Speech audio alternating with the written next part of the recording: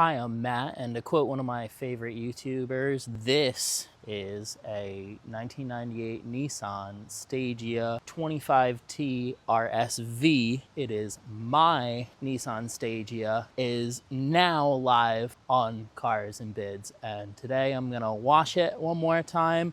I'm going to take you through what it was like to own a Japanese domestic manufactured Nissan. The Stagea was made during that same horsepower cut off of 276 horsepower, so that's what this supposedly makes. I'm going to get the noisy part out of the way, so we're just going to enjoy some car washing for a second.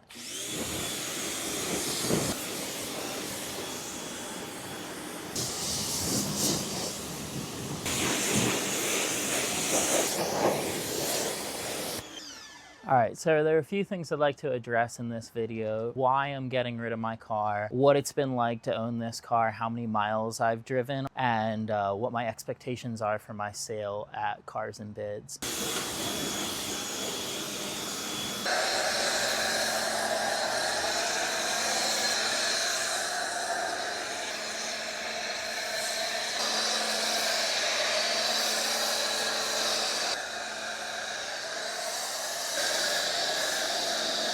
Why am I selling my Nissan Stagea? The main reason is because I can't get a registration for the car in the state of Delaware because the state of Delaware believes that this car needs to be federalized to get the car registered. My expectation for my sale is that it's going to be really fun. I've watched the auction site ever since it had been originally listed, and I've always wanted to buy or sell a car. Before I tell you more about my listing and how my ownership experience was, I want to tell you a little bit more about the car itself and how it got here. The car got here in October of 2024. I drove it home from the importer, 1,000-ish miles total. The car has been absolutely mechanically flawless.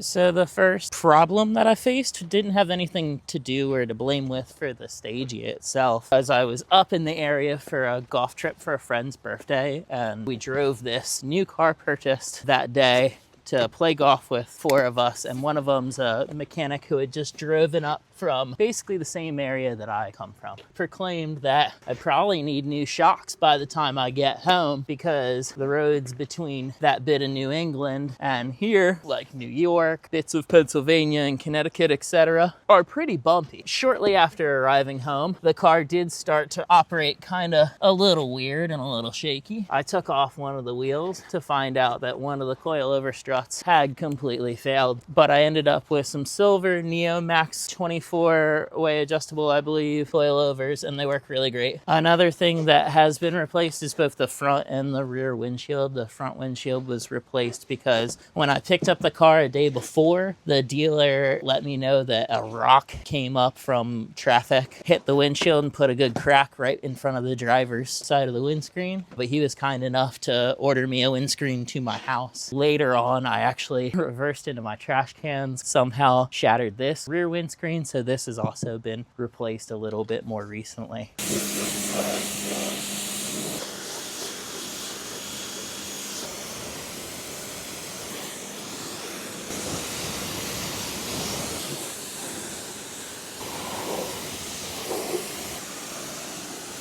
So these hood and fenders are from a OE GTR R34, so they are a little bit different of a silver than the rest of the car.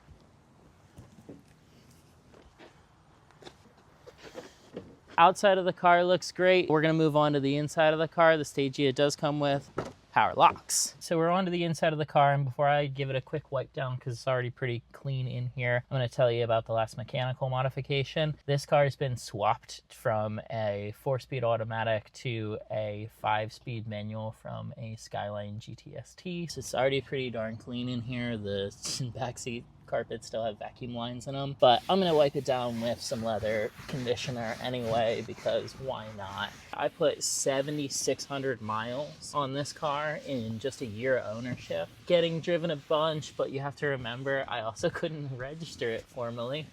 So I was able to get temp tags from the DMV because they were sympathetic of my situation while I was trying to figure things out. And I know what some people are saying. Of course, I could have set myself up with a Montana LLC, skirted around the registration problems. Reluctantly, I made the decision to contact Cars and Bids, and I'm really excited to see what they come up with a listing draft. It also has heated seats. It has a conventional outlet. Also, some things that felt pretty unique, especially considering that it was a 1998, is it has these cool grab handles that some new cars have. The car came with something really cool, but not very useful. It came with a regular Japanese singled-in radio, which only spoke to Japanese frequencies, which obviously in the United States we do not get. And it had a panel here that was full touch with some buttons on either side. It also had climate controls and navigation integrated into the screen. The navigation thought you were in Japan. Not very useful, but it looked really neat. I was able to find a OEM Nissan Stagea climate control panel for the analog controls, and this is such a common thing in Japan that people want these panels to upgrade their head units that somebody has already created a harness. And then I installed this head unit as well as USB for the CarPlay and USB-C charging. I just want to lightning round real quick any of the other really nice things about this Nissan Stagea. Again, I had it for 7,500 miles of use. I have never had a check engine light. It's never left me stranded. It's never given me any cause for worry outside of the suspension being blown, which wasn't the car's fault. It is immensely practical. You move so much stuff without the seats down. We fit 4 golf bags back here with people in the back. I hope you enjoyed learning about this really neat, really unique car. I'm sad to see it go, but I'm excited for what comes next.